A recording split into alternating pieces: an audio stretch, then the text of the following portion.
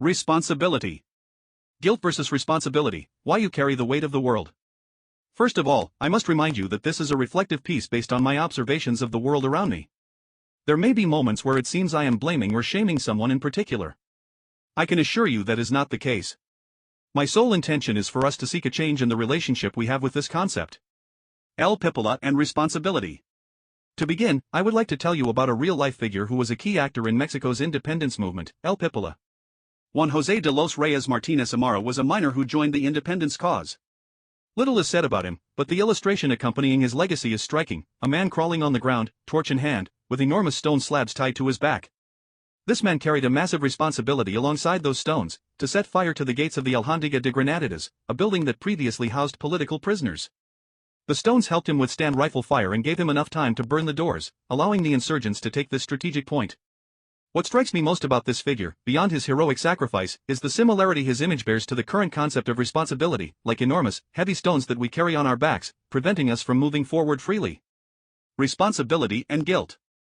I believe we have a mistaken perception of the concept of responsibility. This concept is essential for the integrity of the individual, the couple, the family, and society. However, it seems as though it were a game of dodgeball, where evading responsibilities is like dodging bullets. It almost feels as if, should one hit you, something terrible would happen. The reason we want to evade responsibility is due to a concept we associate with it, though they are not directly related: guilt. We often think that being responsible for something also means we are guilty of that thing if something bad or unfortunate happens. Being responsible for something does not mean that thing is exempt from incidents.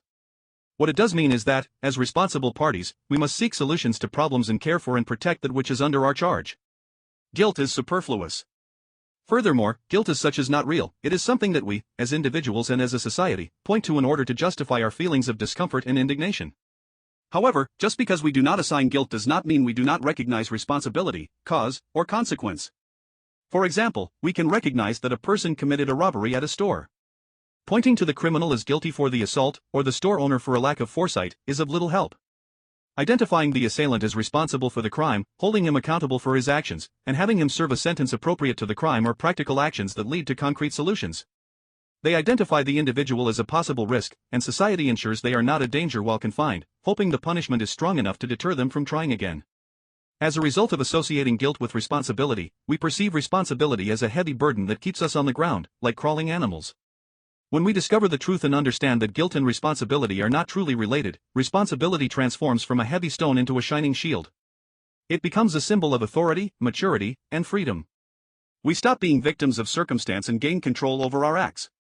Much like weights in a gym, carrying responsibility is heavy at first, but as we become familiar with that load, it grows lighter and we become stronger.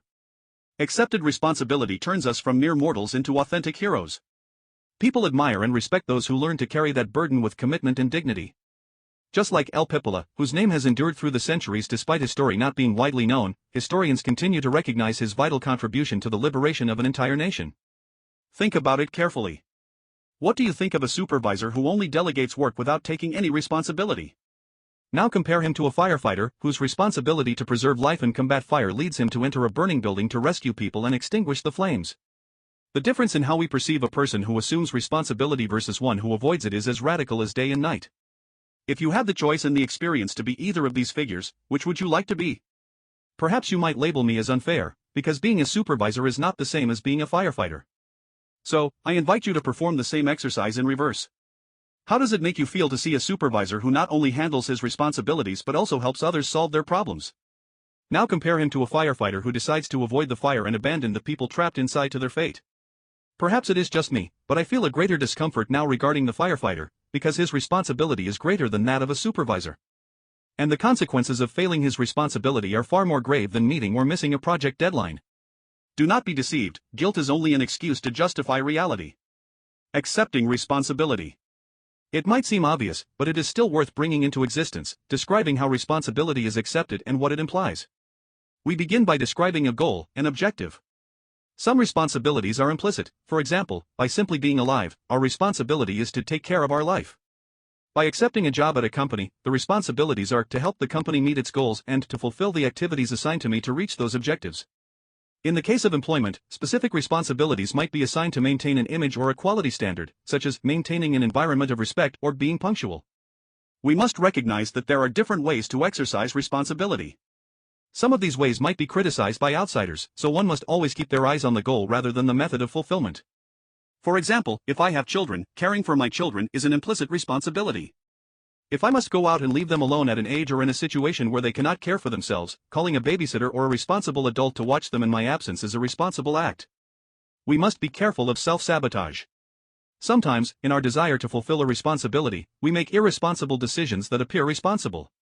For instance, leaving my children with an irresponsible friend whom I know, with almost absolute certainty, will not look after them well. Making that decision might look responsible, but it isn't, because I am not ensuring their care. When things inevitably fail and require attention, my role as the responsible party is to resolve them or, in the worst-case scenario, accept the consequences of not resolving them. For example, as the person responsible for my home, if the sink fails, I have the following options. If I have the knowledge, I can repair the sink myself. If I lack the experience, I can delegate the task to a plumber. If I have neither the knowledge to fix it nor the resources to call a plumber, I must turn off the main valve and go without a sink until I gather the knowledge or resources to repair it. Any of these three options is responsible. The option that is not responsible is ignoring the problem and letting the damage to the sink grow or damage something else. There will be those who believe everyone should solve their own problems with their own hands, and those who believe not solving the problem as in option 3 is unacceptable. The reality is that as long as we understand the consequences of our acts, responsibility is present. What might be unacceptable, in my view, is complaining about a decision we made consciously. Let's go back to example 3, turning off the water and going without a sink. While I recognize it is uncomfortable, complaining is ironically a way to sabotage the responsibility we've acquired. We changed the narrative from I had to turn off the water to the water had to be turned off, as if that decision wasn't mine. By complaining, I am reducing the value of my decision and placing myself in a state of guilt and victimization. I am losing control of the responsibility I assumed. Complaining is a very effective tool when done at the right time, in the right place, with the right person. It leads to solutions. The risk of complaining at other times is that we solve nothing and only evoke negative emotions so intensely that it's like reliving the discomfort all over again. This does not mean that venting is wrong. Venting helps us deal with negative emotions and manage them better. But the goal of venting is to resolve those emotions to decrease their intensity, not to experience them over and over. Rejecting responsibility. Do not be surprised if I tell you that, sometimes, the most responsible thing one can do is not to accept a responsibility. There isn't much to do regarding implicit responsibilities like caring for my health, but there are moments, before deciding to take on a responsibility, where we can evaluate whether to assume it or not. We can take inventory of our own capabilities and weigh the implications and consequences. It is at that moment that we can decide to reject the responsibility. We must be aware that we often accept responsibilities due to false ideas, unforeseen circumstances, or social pressure. For example, when children see their friends with pets and want one too, they tell themselves it won't be a problem and they can be just like their friends. When reality hits, the child realizes there are obligations, dedicating time, attending to needs. The happiness of being like their peers is fleeting and vanishes quickly, leaving the child with responsibilities they perhaps never wanted or were prepared to assume. Similarly, the decisions to marry and have children are heavily influenced by society, to such a degree that it is frowned upon to be single or married without children.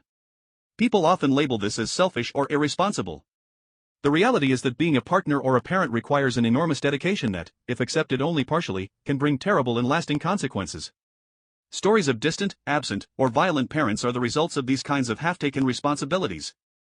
Through this lens, it is better to be conscious and reject the responsibility with the full knowledge that we are not willing to do what is necessary to fulfill what is required. It should be clarified that there are many people with a vocation for family who, despite adversities, have accepted these responsibilities admirably and raised amazing people. This is not an anti-family message, but an invitation to reflect before making a major decision. Having a family or not is a personal and individual decision. And now that you know what responsibility really is, I hope you wear it with pride and dedication. Allow this burden to be transformed into strength, respect, and power. Remember, the power is yours.